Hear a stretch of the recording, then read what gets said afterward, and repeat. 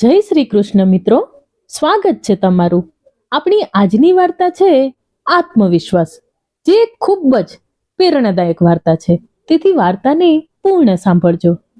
સવારનો સમય હતો. રસોડામાં આદુની ચા અને શેકાતા પરાઠાની સુગંધ ફેલાઈ રહી હતી. માનસી ખૂબ જ ઝડપથી હાથ ચલાવતી નાસ્તાની તૈયારીમાં લાગી હતી. ત્યારે જ રૂમમાંથી એક ગુસ્સાભરી કડક અવાજ આખા ઘરમાં ગુંજી ઉઠી. માનસી, માનસી, અરે ક્યાં મરી ગઈ? જલ્દી આવ. અવાજ એટલો કડક અને તીખો હતો કે તેનું દિલ ધ્રુજી ઉઠ્યું. તેની શ્વાસ તેજ થઈ ગઈ. તેને ઝડપથી પરોઠું શેકીને તવામાંથી ઉતાર્યો, ગેસ બંધ કર્યો અને જલ્દી હાથ લૂછી રૂમ તરફ દોડી. તે રૂમમાં પહોંચે તે પહેલા જ તે ફરીથી ગરજ્યો. માનસી, સંભળાતું નથી શું તને? હા, શું થયું? તેણે કંપતી અવાજમાં પૂછ્યું. તને કેટલી વાર કહ્યું છે કે મારી પહેલી અવાજમાં જ મારી સામે હાજર થઈ જવું? એમ કહીને માનવે પોતાનો શર્ટ ઉડાડી અને માનસી તરફ ફેંકતા કહ્યું, આજે મારે આ શર્ટ પહેરીને ઓફિસ જવું છે. તેને સારી રીતે ઇસ્ત્રી કરી દે. માનસીએ તરત જ માનવની શર્ટ ઉઠાવી અને તેને ઇસ્ત્રી કરવા લાગી.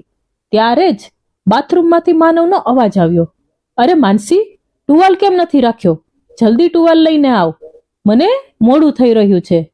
માનસી ઇસ્ત્રી છોડીને ઝડપથી ટુવાલ લેવા દોડી. બાથરૂમના દરવાજા પાસે પહોંચી તેને ટુવાલ અંદર આપ્યો. આ લો. આ પણ તને દર વખતે યાદ કરાવવું પડશે શું? માનવે ખેંચીને ટુવાલ ઝપટ્યો. માનસી પાછી ઇસ્ત્રી કરવા માટે ઉતાવળમાં આગળ વધવા લાગી તો તેનો પગ પલંગના ખૂણામાં અથડાઈ ગયો. દુખાવાથી ચહેરો સફેદ પડી ગયો. તેને કરહરતા પગને સહેલાવ્યો અને તરત જ શર્ટ પર ધ્યાન આપ્યું.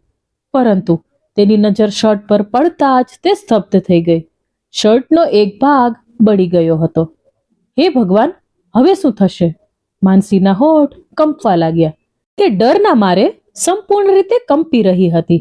એટલામાં જ બાથરૂમનો દરવાજો ખુલ્યો અને માનવ બહાર આવી ગયો. મારી શર્ટ તૈયાર છે? તેણે ગુસ્સામાં પૂછ્યું. પરંતુ માનસી કંઈ બોલી જ ન શકી. જેમ માનવે બળી ગયેલ શર્ટ જોઈ તેની આંખો ગુસ્સાથી લાલ થઈ ગઈ. તે આ શું કરી દીધું? આ મારી ફેવરેટ શર્ટ હતી, તે ગરજ્યો. સોરી, ભૂલથી થયું, માનસીએ સમજાવવાનો પ્રયાસ કર્યો. તો માનવ ભડક્યો. તારાથી એક કામ પણ ઠીકથી થતું નથી. એટલામાં બાજુના રૂમમાંથી જોતી માનવની મોટી ભાભી શાંતથી અંદર આવી. તેની ચાલમાં અજીબ પ્રકારની આત્મમગ્નતા હતી. અરે દેવરજી, એટલી નાની વાત પર આટલો ગુસ્સો? એક શર્ટ જ બળી છે ને, અને તમને તો ખબર જ છે કે આ બિચારીથી કોઈ કામ ઢંગથી થતું નથી. હું હમણાં જ તમારા ભાઈની શર્ટ લઈને આવું છું. તમે તે પહેરીને ઓફિસ જજો. હા, એક વાત કહું, જો તમે મારી બહેન સાથે લગ્ન કર્યા હોત તો વાત કંઈક અલગ જ હોત. જ્યોતિએ પોતાની સ્મિતને વધુ પહોળી કરતા કહ્યું. તેની વાતો પાછળ છુપાયેલું હાસ્ય માનસીના દિલમાં ચૂભી ગયું. માનસીની આંખો હવે સંપૂર્ણ રીતે ભરી આવી હતી, પરંતુ કોઈ રીતે તેણે પોતાના આંસુને રોકી રાખ્યા. જ્યોતિના જતા જ રૂમમાં એક અજીબ પ્રકારની ખામોશી છવાઈ ગઈ. માનસીએ હિંમત એકઠી કરી પોતાના દિલની વાત હોઠ પર લાવવાનો પ્રયત્ન કર્યો. તમે મારી ઉપર આટલો ગુસ્સો કેમ કરો છો? હું માનું છું કે મારાથી ભૂલ થઈ ગઈ, પરંતુ તમે મારી સાથે શાંતિથી પણ વાત કરી શકતા હતા. શું દરેક વખતે ચીસ પાડવી જરૂરી છે? આ સાંભળતા જ માનવે માનસી તરફ ઘૂરીને કહ્યું. તે શું કહ્યું? તેમાં પણ મારી જ ભૂલ છે? ના, હું દોષ નથી આપતી, બસ એટલું જ કહી રહી છું કે માનસીએ સંભાળીને કહેવાનું શરૂ કર્યું, પરંતુ માનવના ગુસ્સાથી લાલ થયેલો ચહેરો જોઈને તેની અવાજ તૂટવા લાગી. અચ્છા, હવે તું મને શીખવાડીશ કે મારે કેવો વર્તાવ કરવો જોઈએ. માનસીના વાળ પકડીને માનવ બોલ્યો. મને છોડો, એવું કહેતા માનસીએ મોટી મુશ્કેલીથી તેની પકડમાંથી પોતાના વાળ છૂટકાવ્યા. હું પણ માણસ છું. આ રીતે વર્તન સહન કરવું હવે મારા માટે શક્ય નથી. માનસીની અવાજ રડતી થઈ ગઈ. માનવનો ગુસ્સો હવે 7મા આસમાને પહોંચી ગયો હતો. અચ્છા, શું કરશે તું? બોલ. એવું કહેતા માનવે એક પછી એક જોરદાર થપ્પડ માનસીના ગાલ પર મારી દીધી. થપ્પડના અવાજોથી આખો રૂમ ગુંજી ઉઠ્યો. માનસીનું માથું ચક્કર ખાવા લાગ્યું. તે આઘાતમાં હતી. તેની આંખોમાં આંસુ ભરાઈ ગયા, પરંતુ તે શાંત રહી. દરવાજા પાસે ઉભેલો 5 વર્ષનો અંશ આ બધું જોઈ રહ્યો હતો. એક તરફ તેની માં ડરીને ઊભી હતી, તો બીજી તરફ પોતાના પપ્પાની આગ ઉગડતી આંખો જોઈને તેને એવું લાગતું હતું કે આજે તેઓ તેને મારી જ નાખશે. તેની નિર્દોષ આંખો પિતાની આ હરકતથી ડર અને દુઃખથી ભરાઈ ગઈ. તે દોડીને પોતાની મા પાસે પહોંચ્યો અને તેના ગળે લીપટી ગયો. પપ્પા, તમે મમ્મીને ન મારો, અંશ ચીસ્યો. તેની અવાજ ડર અને ગભરાટથી કંપી રહી હતી. માનવે અંશની અવાજ સાંભળી ગુસ્સાથી કહ્યું, પોતાની માની જેમ જ બહુ બોલવા લાગ્યો છે તું. સાથે સાથે આજે તારી પણ અક્કલ ઠેકાણે મૂકી દઉં. એવું કહીને તે તેમજ પોતાના દીકરાને મારવા હાથ ઊંચો કરવા લાગ્યો. ત્યારે માનસી તેના આગળ આવી ગઈ. ના, મારા બાળકને હાથ લગાવવાની કોશિશ પણ ના કરશો. માનસીએ અંશને પોતાના છાતી સાથે ચાપીને લગભગ ચીસ પાડી. તેની આંખોમાં ગુસ્સો અને લાચારપણું બંને ઝલકી રહ્યા હતા. અહીં માનવ ગુસ્સાથી ઉકળતા માનસીને ખરાબ ગાળો દેવા લાગ્યો અને થોડા સમય પછી બીજી શર્ટ પહેરીને ગુસ્સામાં તેણે પોતાનું બેગ ઉઠાવ્યું અને દરવાજાની બહાર નીકળી ગયો. દરવાજો જોરથી બંધ થવાની અવાજ સાથે ઘરમાં એક અજીબ પ્રકારનો સન્નાટો છવાઈ ગયો. માનસી ઘૂંટણ પર બેસી ગઈ અને અંશને ગળે લગાવીને ફૂટીને રડવા લાગી. મમ્મી, પપ્પા એટલો ગુસ્સો કેમ કરે છે? અંશે રડતી અવાજમાં પૂછ્યું. પરંતુ માનસી પાસે તેના પ્રશ્નનો કોઈ જવાબ નહોતો. બંને લાંબા સમય સુધી એકબીજાને લીપટીને બેઠા રહ્યા.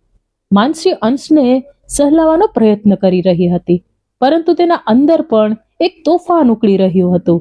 માનસીની આંખોમાં ગયા સમયની યાદો તરવા લાગી. માનસી એક સાદી અને સંસ્કારી છોકરી હતી. જ્યારે તે માત્ર 10 વર્ષની હતી ત્યારે જ તેના માતા પિતાનું અવસાન થઈ ગયું હતું. ત્યાર પછી તેની પરવરિશ તેના કાકા કાકીએ કરી હતી. કાકીને તેની સાથે ખાસ લગાવ નહોતો, પરંતુ કાકા તેને ખૂબ જ ખ્યાલ રાખતા હતા. અભ્યાસ પૂરો કર્યા પછી માનસી એક કોલેજમાં લેક્ચરર તરીકે લાગી ગઈ. તેના કાકા જલ્દીથી કોઈ સારો છોકરો જોઈને તેના લગ્ન કરાવવા માંગતા હતા. એક તરફ માનવ રાધેશ્યામજીનો નાનો દીકરો હતો. રાધેશ્યામજીની તબિયત કંઈ ખાસ સારી રહેતી નહોતી, તેથી તેઓ ઈચ્છતા હતા કે તેમની હાજરીમાં જ તેમના નાના દીકરાનું લગ્ન થઈ જાય. રાધેશ્યામજી અને માનસીના કાકા સુરેશજી એકબીજાને સારી રીતે ઓળખતા હતા. એકવાર સુરેશજીના ઘરે આવેલા રાધેશ્યામજીએ માનસીને જોઈ. માનસી સારી રીતે ભણેલી તો હતી જ, સાથે સાથે ઘરના કામોમાં પણ ખૂબ જ સુઘડ હતી. રાધેશ્યામજી તેની શાલીનતા અને વર્તનથી એટલા પ્રભાવિત થયા કે ત્યાં જ તેના દીકરા માનવ માટે તેનો હાથ માંગી લીધો. સુરેશજી પણ આ વાત માટે રાજી થઈ ગયા. પણ વાત એટલી સીધી નહોતી. માનવની ભાભી જ્યોતિ, જે એક કાબુ કરનારી અને ચાલાક સ્વભાવની સ્ત્રી હતી, આ સંબંધથી ખુશ નહોતી. તે ઈચ્છતી હતી કે માનવના લગ્ન તેની નાની બહેન નીતુ સાથે થાય. જ્યોતિએ રાધેશ્યામજીને કહ્યું, પપ્પાજી, માનસી ભલે સારી છોકરી હોય, પણ મારી બહેન સાથે તેનો કોઈ મુકાબલો નથી. અને પછી માનવ પણ ખૂબ ભણેલો છે અને ઘણું સારું કમાય છે. માનવ જેવા લાયક છોકરા માટે છોકરી પણ લાખોમાં એક હોવી જોઈએ. પણ રાધેશ્યામજીએ જ્યોતિની વાતોને અવગણીને માનવને આ સંબંધ માટે મનાવી લીધો.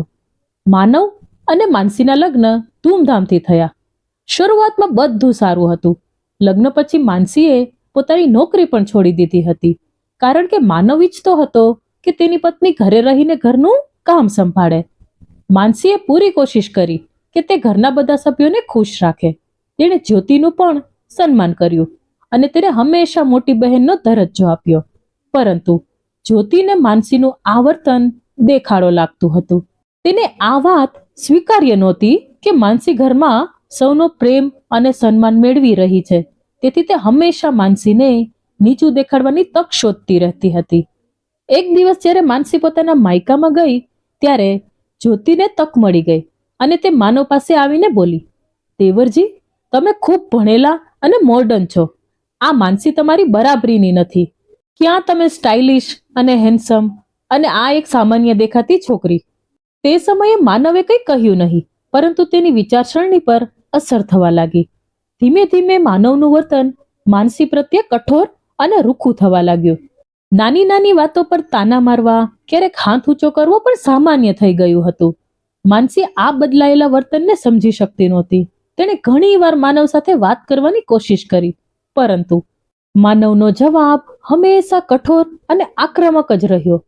આ વિશે માનસીએ જ્યારે પોતાની સાસુ સાથે વાત કરી તો સાસુએ જે જવાબ આપ્યો તે સાંભળીને તે આશ્ચર્યચકિત થઈ ગઈ. વહુ, પતિ પત્ની વચ્ચે તો આવી નાની મોટી વાતો થતી રહે છે, તેમને વધારે વધારવી નહીં જોઈએ. કોઈ ત્રીજા વ્યક્તિ સામે રડવા કરતા વાતને રૂમની અંદર જ સોલ્વ કરવી જોઈએ. આટલું કહીને તેની સાસુએ પોતાની વાત પૂરી કરી દીધી. પરંતુ તેના સસરા રાધેશ્યામજી તેની હાલત સમજી શકતા હતા. ઘણી વખત તેઓ પોતાના દીકરા માનવને એકાંતમાં સમજાવવાનો પ્રયત્ન કરતા હતા, પરંતુ માનવ એક કાનથી સાંભળી બીજા કાનથી કાઢી નાખતો હતો. તે તરફ રાધેશ્યામજી જે દિલના દર્દી હતા, એક દિવસ તેમને દિલમાં જોરથી દુખાવો ઉઠ્યો. ઘરવાળા તેમને હોસ્પિટલ પહોંચાડે એ પહેલા જ તેઓ ભગવાનને પ્યારા થઈ ગયા. ત્યાર પછી તો જાણે માનવને પોતાની મનમાની કરવાની ખુલ્લી છૂટ મળી ગઈ. લગ્નના લગભગ 1.5 વર્ષ પછી માનસીએ એક દીકરાને જન્મ આપ્યો. તેને લાગ્યું હતું કે હવે માનવના વર્તનમાં કંઈક ફેરફાર આવશે, પરંતુ કદાચ આ તેનો ભ્રમ જ હતો. હવે માનવ દરરોજ રાત્રે દારૂ પીને આવતો. દરવાજો ખોલતા જ દારૂની દુર્ગંધ આખા ઘરમાં ફેલાઈ જતી હતી. માનસી આખો દિવસ ઘરના કામોમાં વ્યસ્ત રહેતી અને રાત્રે પોતાના દીકરા અંશ સાથે જાગતી રહેતી, પરંતુ માનવને તેથી કોઈ ફરક પડતો નહોતો. તમે એટલી મોડી રાત બહાર રહો છો, પીધેલા ઘરે આવો છો, ઓછામાં ઓછું થોડું તો ધ્યાન રાખો. એક દિવસ માનસીએ હિંમત કરીને કહ્યું. શું કહ્યું? કઈ વાતનું ધ્યાન રાખું હું? અરે, હું કામ કરું છું, ઘર ચલાવું છું, અને તું શું કરે છે? રોટલા બનાવે છે અને બાળકને સંભાળે છે. તારે મારી કદર કરવી જોઈએ. તું મારા ઘરમાં રહે છે, મારા પૈસે જીવે છે અને મને શીખવાડે છે કે મારે શું કરવું જોઈએ. માનવે ચીસ પાડી અને બાજુમાં રાખેલા ગ્લાસને જમીન પર ફેંકી દીધો અને માનસીને ધક્કો મારીને જમીન પર પાડી દીધી. પતિના વર્તનથી પરેશાન માનસીએ આખી રાત જાગીને પસાર કરી. આગલી સવારે જ્યારે માનવ સૂતો હતો, માનસી રસોડામાં નાસ્તો બનાવી રહી હતી ત્યારે તેની જેઠાણી જ્યોતિ ત્યાં આવી ગઈ. અરે માનસી, રાતે ફરી કંઈ થયું શું? ગાડાગાડીનો અવાજ તો મારા રૂમ સુધી આવી રહ્યો હતો, જ્યોતિએ સ્મિત સાથે કહ્યું. માનસીએ કંઈ કહ્યું નહીં અને માથું ઝુકાવીને કામ કરતી રહી. હું તો પહેલેથી જ કહું છું કે તું આ ઘરને લાયક નથી. ના તું પોતાના પતિને સંભાળી શકે છે, ના ઘરને. ભાભી પ્લીઝ, હું પહેલેથી જ ખૂબ પરેશાન છું, માનસીએ ધીમા સ્વરે કહ્યું. પરેશાન તો માનવ છે તારી કારણે. તેની જિંદગી બગાડી દીધી છે તે. એમ કહીને જ્યોતિ પોતાનો નાસ્તો લઈને ચાલતી બની. માનસીના ધીરજનો બંધ હવે તૂટવા લાગ્યો હતો, પરંતુ પોતાનું દિલ હળવું પણ કરે તો કોને કહે. કંઈક વિચાર કરીને તેને એક બેગમાં પોતાના અને પોતાના બાળકના કપડાં પેક કર્યા અને ચૂપચાપ પોતાના માયકામાં ચાલી ગઈ. માનસી માયકામાં પહોંચી ત્યારે તેને લાગ્યું હતું કે કદાચ અહીં તેને સહારો મળશે, તેની પીડા સમજાશે. પરંતુ જેમ જ તેણે પોતાની ચાચી અને ચાચા સામે પોતાની વ્યથા મૂકી, તેમની પ્રતિક્રિયાએ તેને અંદરથી હચમચાવી દીધી. થોડી વાર સુધી ચાચા ચાચી એક અલગ રૂમમાં વાત કરતા રહ્યા અને પછી બહાર આવીને તેના ચાચાએ ઊંડો શ્વાસ લેતા કહ્યું. જો દીકરી, દરેક ઘરમાં નાની મોટી વાતો થતી જ રહે છે. ક્યારેક ગુસ્સામાં અવાજ ઊંચો થઈ જાય છે, પરંતુ તેનો અર્થ એ નથી કે વાતને એટલી બધી વધારી દેવી. તારે સમજવું જોઈએ કે આ બધું સહન કરતા પોતાની બધી ફરજો નિભાવી જ તારી જવાબદારી છે. માનસી હક્કા બક્કા થઈ ગઈ. તે કંઈ કહી શકે એ પહેલા જ તેની ચાચીએ આગળ આવીને કહ્યું. જો માનસી, છોકરીઓનું ઘર તો તેનું સાસરું જ હોય છે. હવે જો તું ઝઘડીને અહીં આવીને બેસી જશે તો સમાજમાં અમારી શું ઇજ્જત રહેશે? અમારે અમારી દીકરીનું પણ લગ્ન કરવાનું છે. જેમ બને તેમ કરીને પોતાની ગૃહસ્થીની ગાડી ચલાવ, ચાચીએ ઠંડા સ્વરે કહ્યું. માનસીનો ધીરજ હવે ખતમ થઈ ગયો. તેણે કંપતી અવાજમાં કહ્યું. ચાચા, પરંતુ હું તે નર્કમાં પાછી જવા માંગતી નથી. તો તેના ચાચાએ ગુસ્સામાં કહ્યું. બસ, હવે વધુ બહેસ ના કર. અમે તારા ભલા માટે કહી રહ્યા છીએ. કાલે સવારે પાછી પોતાના ઘરે જા અને પોતાની જવાબદારીઓ નિભાવ. ઠંડા દિમાગથી કામ લેજે તો બધું ઠીક થઈ જશે. તે રાત્રે માનસી ખૂબ જ સમય સુધી છત તરફ જ જોતી રહી. તેની આંખોમાં આંસુ હતા, પરંતુ હવે તેમાં દુઃખ સાથે સાથે ગુસ્સો પણ હતો. આગલી સવારે માનસી ચૂપચાપ પોતાનું બેગ ઉઠાવીને સાસરે પરત આવી ગઈ. દરવાજો ખોલતા જ જ્યોતિની ચૂભતી અવાજ સંભળાઈ. અરે, આવી ગઈ મહારાણી! કાકા કાકીએ 2 દિવસ પણ રાખી નહીં? માનસીએ કંઈ બોલ્યું નહીં. તેને ખબર હતી કે જ્યોતિને જવાબ આપવાનો કોઈ ફાયદો નથી. ત્યાર પછીના દિવસો માનસી માટે વધુ મુશ્કેલ બની ગયા. હવે માનવ અને જ્યોતિ બંને સમજી ગયા હતા કે માનસીને માયકાથી કોઈ સહારો મળવાનો નથી. માનવનો સ્વભાવ વધુ કઠોર બની ગયો. હવે તે માત્ર રોજ દારૂ પીધેલો જ આવતો નહોતો, પણ જાણે ઈરાદાપૂર્વક માનસીને વધુ અપમાનિત કરવા માટે પરિવાર સામે પણ તેને ખરાબ શબ્દો કહેવા લાગ્યો. પણ એક દિવસ અંશ બીમાર પડી ગયો. આખી રાત તાવમાં તપતા દીકરા સાથે માનસી જાગતી રહી. તેણે માનવને ઘણીવાર ઉઠાડવાનો પ્રયત્ન કર્યો, પરંતુ તેને ચીડાઈને કહ્યું, મને સુવા દે, આ બધું તો તારું કામ છે, મારું નથી. આગલી સવારે જ્યારે માનસીએ પોતાના દીકરાને ડોક્ટર પાસે બતાવવાની વાત કરી તો માનવે સ્પષ્ટ રીતે કહ્યું, ડોક્ટર પાસે જવું હોય તો ઓટો કરીને લઈ જા, મારા પાસે સમય નથી. માનસી અંદરથી સંપૂર્ણ રીતે તૂટી ગઈ હતી. તેણે ડોક્ટર પાસે જઈને અંશનો ઈલાજ કરાવ્યો. હવે તો તે પોતાની જિંદગીને પણ પોતાની કિસ્મત માની બેઠી હતી અને આ રીતે સમય પસાર થતો રહ્યો. પરંતુ આજે જ્યારે શર્ટ બળવાની વાત પર માનવ હેવાનિયત પર ઉતરી આવ્યો હતો અને માનસી સાથે જે રીતે મારપીટ કરી હતી તેને જોઈને તેનો દીકરો અંશ ખૂબ જ ડરી ગયો હતો. માતાને ચાપીને તે ડરના કારણે કંપતો રહ્યો. અંશની હાલત જોઈને માનસી વિચારવા લાગી કે આખરે પોતાને અને પોતાના બાળકને નરક જેવી જિંદગીમાંથી કેવી રીતે છુટકારો અપાવવો. થોડી વાર પછી તેણે પોતાનો ફોન ઉઠાવ્યો અને કોલેજના મિત્રોના ગ્રુપમાં ચાલતી વાતચીત વાંચવા લાગી. દર વર્ષે તેની કોલેજની સખીઓ એક ગેટ ટુગેધર રાખતી હતી. આજે પણ તે જ વિષયમાં ચર્ચા ચાલી રહી હતી. તે હંમેશા એ ગેટ ટુગેધરમાં જવાનું વિચારતી હતી, પરંતુ દર વખત માનવના ડરના કારણે તે ના પાડી દેતી. આ વખતે તેણે પોતાને રોકવાનો પ્રયત્ન કર્યો નહીં. 2 દિવસ પસાર થયા. આજે ગેટ ટુગેધરનો દિવસ હતો. માનવના જતા પછી માનસી પણ તૈયાર થઈ અને અંશને સાથે લઈને ઘરેથી નીકળી ગઈ. ત્યાં પહોંચીને સખીઓ સાથે મળતા તેના ચહેરા પર વર્ષો પછી સ્મિત આવ્યું. તેની બેસ્ટ ફ્રેન્ડ પાયલ તેને મળતા જ બોલી, માનસી, આ શું છે? તને શું થઈ ગયું છે? કોલેજમાં તને બધા બ્યુટી ક્વીન કહેતા હતા, હવે તો ચહેરાથી તેજ જ ગાયબ છે. શરૂઆતમાં માનસીએ વાત ટાળવાનો પ્રયત્ન કર્યો, પરંતુ એ દરમિયાન પાયલની નજર તેની ગળા અને હાથ પર પડી. આ નિશાન કેવી રીતે છે, માનસી? પાયલે પૂછ્યું. માનસી શરમાઈ ગઈ, પરંતુ સખી વારંવાર પૂછવા લાગી ત્યારે તેની આંખોમાંથી આંસુ વહી ગયા. તેણે પોતાની આખી કહાની કહી દીધી, કેવી રીતે તે ઘણા વર્ષોથી માનવના અત્યાચાર સાથે જીવે છે. આ સાંભળીને પાયલની આંખોમાં પણ આંસુ આવી ગયા. થોડા સમય સુધી તે કંઈ જ બોલી નહીં. પછી ભીના અવાજમાં બોલી, માનસી, શું તને નથી લાગતું કે તું પોતાની સાથે સાથે પોતાના દીકરાની જિંદગી પણ બગાડી રહી છે? તારી સૌથી મોટી ભૂલ એ હતી કે તું પોતાના હિટલર પતિની વાત માનીને નોકરી પણ છોડી દીધી.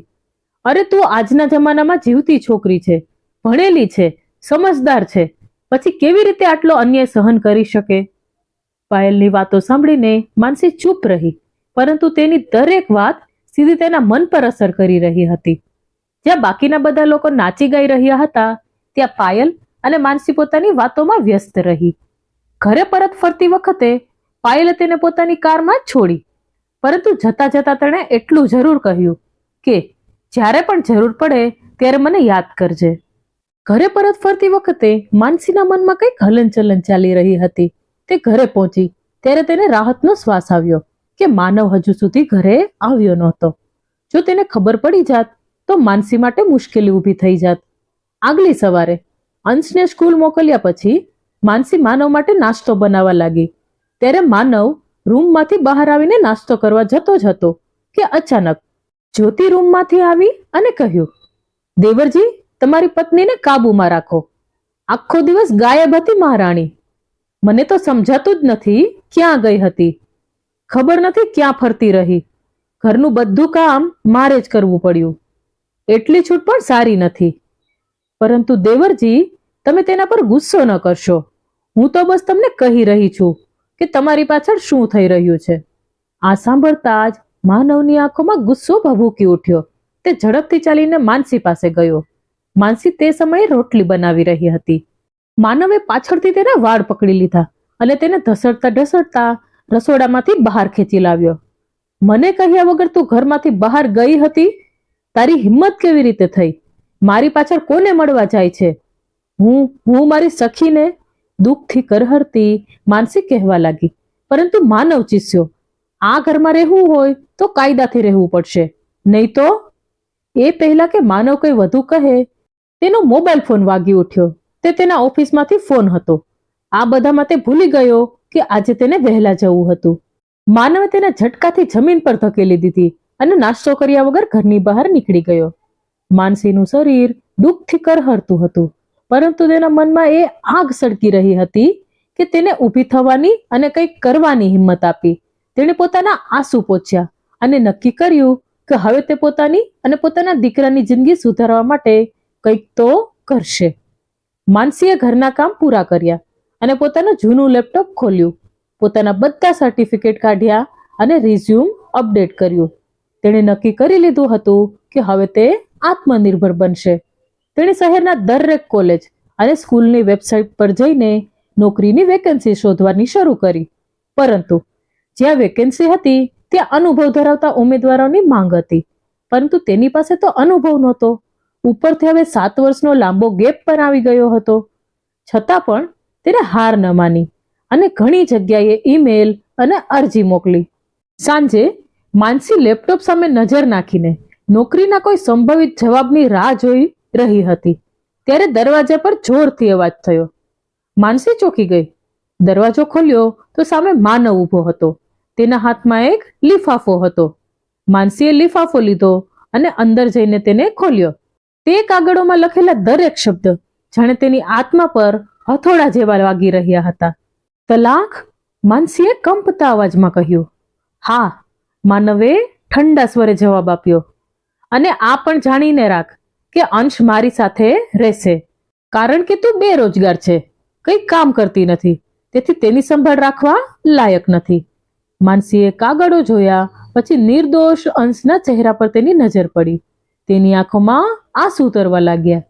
એક પળ માટે તેણે લાગ્યું કે તે રડી પડે, પરંતુ તેણે પોતાને કમજોર બનવા દીધું નહીં. જો આજે હારી જશે તો અંશનું ભવિષ્ય બગડી જશે. ના, કંઈક તો કરવું પડશે. તેણે સંયમ રાખ્યો અને આખી રાત વિચારી રહી કે હવે તેને શું કરવું જોઈએ. આગલી સવારે તેને પાયલને ફોન કર્યો. પાયલ, હું હવે આ ઘરમાં રહી શકતી નથી. માનસીની અવાજ કંપી રહી હતી. શું થયું માનસી? પાયલની અવાજમાં ચિંતા હતી. માનવ મને તલાક આપવા માંગે છે અને એ અંશને પણ મારી પાસેથી દૂર કરવા માંગે છે. હું મારા બાળકથી અલગ રહી શકતી નથી. મને તારી મદદ જોઈએ છે. શક્ય હોય તો મારા માટે ભાડે એક નાનું મકાન શોધી આપ. પાયલે તરત જવાબ આપ્યો. તું ચિંતા ન કર, ભાડાનું ઘર શોધવાની શું જરૂર છે? તું મારા ઘરે રહી શકે છે. ના પાયલ, મારા સાસરિયાવાળા પહેલેથી જ મારા પર આંગળી ઉઠાવવાનું મોડું કરતા નથી. જો હું તારા ઘરે રહીશ તો મારા ચરિત્ર પર કાદવ ઉછાળીને તેઓ આ વાતને કોર્ટમાં મારા વિરુદ્ધ ઉપયોગ કરશે. કોઈ વાત નથી માનસી, હું તારા માટે ભાડાનું ઘર શોધી દઈશ. અને ચિંતા ના કર, આ સમય છે જ્યારે તારે પોતાને સાબિત કરવું છે અને હું તારા સાથે છું. પાયલે એ જ દિવસે પોતાના ઘરની નજીક એક નાનું ઘર શોધી દીધું. માનસીએ પોતાના અને પોતાના દીકરાના કપડાં પેક કર્યા. અંશને તૈયાર કર્યો. પોતાના પાસે બચાવેલા થોડા પૈસા લીધા અને તક જોઈને ચૂપચાપ ઘરેથી નીકળી ગઈ. સાંજે માનવ ઘરે પરત ફર્યો. હંમેશની જેમ તેણે માનસીને અવાજ લગાવ્યો. માનસી, પાણી લાવ જલ્દી. પરંતુ ઘરમાં સન્નાટો હતો. કિચનમાં ઝાંકીને જોયું ત્યાં કોઈ નહોતું. તેણે અંશના રૂમમાં જોયું, તે પણ ખાલી હતો. પછી તે પોતાના રૂમમાં આવ્યો તો તેની નજર ટેબલ પર રાખેલા એક લિફાફા પર પડી.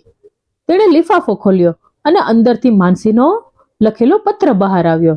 પત્રમાં લખેલું હતું, માનવ, મેં તારા સાથે ઘણા વર્ષો વિતાવી દીધા.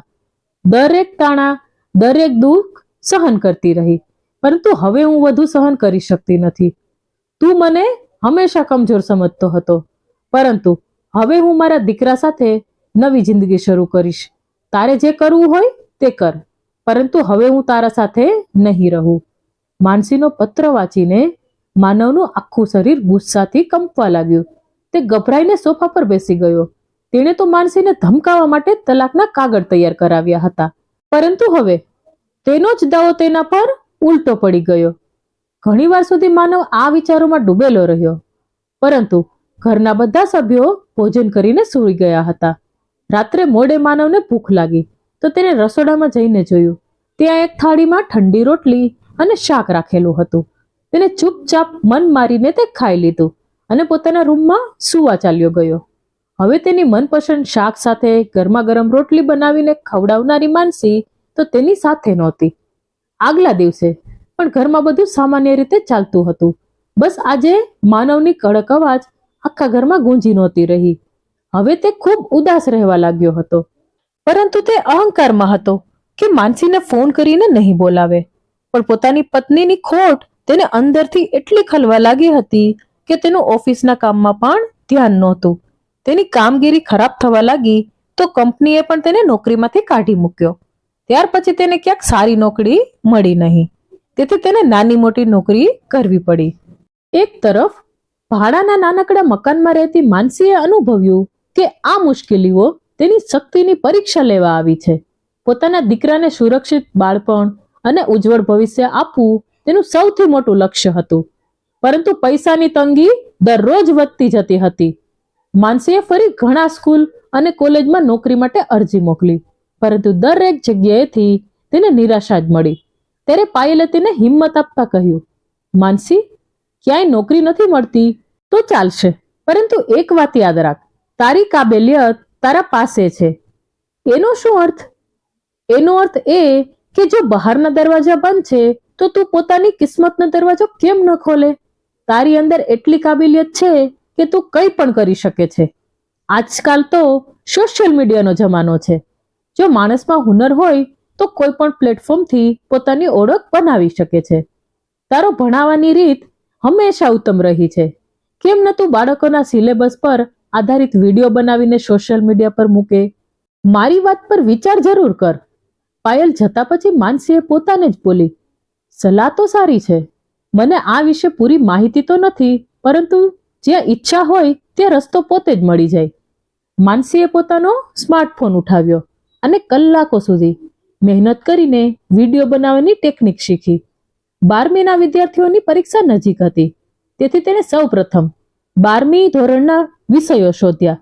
આગલા દિવસે માનસીએ પાયલ સાથે મળી વિડીયો બનાવવાની તૈયારી કરી. પાયલે કેમેરો સેટ કર્યો અને માનસીએ ભણાવવાનું શરૂ કર્યું. તેની અવાજમાં આત્મવિશ્વાસ હતો અને ભણાવવાની રીત એટલી સરળ કે કઠિન વિષય પણ બાળકો માટે સરળ બની ગયો. પહેલો વિડીયો અપલોડ કરતી વખતે માનસીના મનમાં સંકોચ હતો. શું કોઈ જોશે? તેણે પાયલને પૂછ્યું. પાયલ હસીને બોલી, તું ચિંતા ન કર, તારું કામ એટલું સારું છે કે લોકો પોતે જ તને શોધી લેશે. બસ ધીરજ રાખ. થોડા જ દિવસોમાં વિડીયો પર સારા વ્યુઅર આવવા લાગ્યા. કેટલાક લોકોએ કમેન્ટ પણ કરી. એકે લખ્યું, તમારી રીત બહુ સારી છે, કૃપા કરીને આગળના ટોપિક પર જલ્દી વિડીયો બનાવો. કોઈએ આભાર માનતા લખ્યું, તમે મારા બાળકનો ડર દૂર કરી દીધો. આવી કમેન્ટ્સથી તેનું કમેન્ટ બોક્સ ભરાઈ ગયું હતું. માનસીની આંખોમાં ફરી ચમક આવી ગઈ. તેણે વધુ વિડીયો બનાવવાનું શરૂ કર્યું. તે વિષયો વિગતવાર સમજાવવા લાગી. દિવસ રાતની ચિંતા કર્યા વગર તેને મહેનત ચાલુ રાખી. એક જ મહિનામાં હજારો લોકો તેની સાથે જોડાઈ ગયા. થોડા સમય પછી સોશિયલ મીડિયા પરથી આવતી આવકથી માનસી આર્થિક રીતે મજબૂત બની ગઈ. તેણે અંશને વધુ સારી સ્કૂલમાં દાખલ કર્યો અને પોતે પણ નવા કોર્સ દ્વારા પોતાનું જ્ઞાન વધારવા લાગી. એક તરફ માનસીના ઘર છોડ્યા પછી ઘરના વાતાવરણમાં સંપૂર્ણ બદલાવ આવી ગયો હતો. જ્યોતિ રસોડામાં વાસણો અથડાવતા બબડ કરતી હતી. માનવ આવ્યો અને બોલ્યો, ભાભી, હજુ સુધી નાસ્તો નથી બન્યો? જ્યોતિ ગુસ્સે થઈ ગઈ અને બોલી, નાસ્તો? હા, કેમ નહીં? હવે હું અહીં બધાની નોકરાણી બની ગઈ છું. હું પણ માણસ છું. કેટલી હદ સુધી કામ કરું? જ્યારે માનસી હતી ત્યારે બધું ઠીક ચાલતું હતું. ત્યારે જ સાસુએ પોતાના રૂમમાંથી અવાજ લગાવ્યો, જ્યોતિ, મારી દવા અને ચા હજુ સુધી આપી નથી. જ્યોતિ ચીડાઈને બોલી, મારાથી નથી થતું, તમારા દીકરાને કહો. હું કોઈ કામવાળી બાઈ નથી. માએ ગુસ્સામાં માનવને બોલાવ્યો. માનવ, શું જોઈ રહ્યો છે? કંઈ કરે છે કે નહીં? માનસીને પાછી બોલાવી લે, નહીતર આ ઘર સંપૂર્ણ બરબાદ થઈ જશે. માનવ ભડક્યો, હું તેને બોલાવવાનો નથી. તે પોતે ગઈ છે તો પોતે જ પાછી આવશે. અને તમે ચિંતા ના કરો માં, થોડા દિવસમાં તેની અકલ ઠેકાણે આવી જશે. હું તેને સારી રીતે જાણું છું. એ સમયે દરવાજાની ઘંટી વાગી. જ્યોતિએ દરવાજો ખોલ્યો અને થોડા સમય પછી તેની તીખી અવાજ સંભળાઈ. માનવ, બહાર આવો. જુઓ તમારા માટે શું આવ્યું છે. માનવ ઝડપથી બહાર આવ્યો. જ્યોતિએ તેને હાથમાં કાગળ આપતા કહ્યું, તલાકના કાગળ છે. સહી કરીને મોકલ્યા છે તમારી પત્નીએ. હવે ભોગવો તમારી કરણી. કાગળ જોઈને માનવના પગ નીચેથી તો જાણે જમીન સરકી ગઈ. તેણે વિશ્વાસ નહોતો આવ્યો કે માનસીએ આટલું મોટું પગલું લઈ લીધું હતું. મામલો કોર્ટમાં ગયો. પ્રથમ સુનાવણીમાં જ માનસીએ જણાવ્યું કે તેને કેવી રીતે માનસિક અને શારીરિક ત્રાસ સહન કરવો પડ્યો હતો. માનવના વકીલે માનસી પર શબ્દોથી હુમલો કરતા કહ્યું, મેડમ, તમે લગ્નથી લઈને 7 વર્ષ સુધી કોઈ ફરિયાદ નથી કરી. અચાનક હવે તમને તકલીફ કેવી રીતે થઈ? માનસીએ આત્મવિશ્વાસથી જવાબ આપ્યો, મેં મારા લગ્ન જીવન બચાવવા માટે બધું સહન કર્યું, પરંતુ હવે મારી સહન શક્તિ ખતમ થઈ ગઈ હતી. તેથી મજબૂરીમાં મને આ પગલું ભરવું પડ્યું. અને આ પગલું લેવા માટે મને મારા પતિ અને સાસરિયાવાળાઓએ મજબૂર કરી છે. માનવના વકીલે માનસી પર ખરાબ ચાલચલન અને બેદરકાર માં હોવાનો આરોપ લગાવ્યો. જે સ્ત્રી પોતે ઘર છોડીને ચાલી ગઈ હોય, જેનું ચાલચલન યોગ્ય નથી, એવી માને બાળકની કસ્ટડી કેવી રીતે આપી શકાય? પરંતુ માનસીએ પોતાનો પક્ષ મજબૂતીથી રાખ્યો. તેણે સાક્ષી અને મેડિકલ રિપોર્ટ રજૂ કર્યા, જે તેના પર થયેલ ઘરેલું હિંસા સાબિત કરતા હતા. સૌથી મોટો વળાંક ત્યારે આવ્યો જ્યારે અંશને કોર્ટમાં બોલાવવામાં આવ્યો. તે પોતાની માનો હાથ પકડીને અંદર આવ્યો. જજે તેને પ્રેમથી પૂછ્યું, બેટા, તું કોના સાથે રહેવા માંગે છે?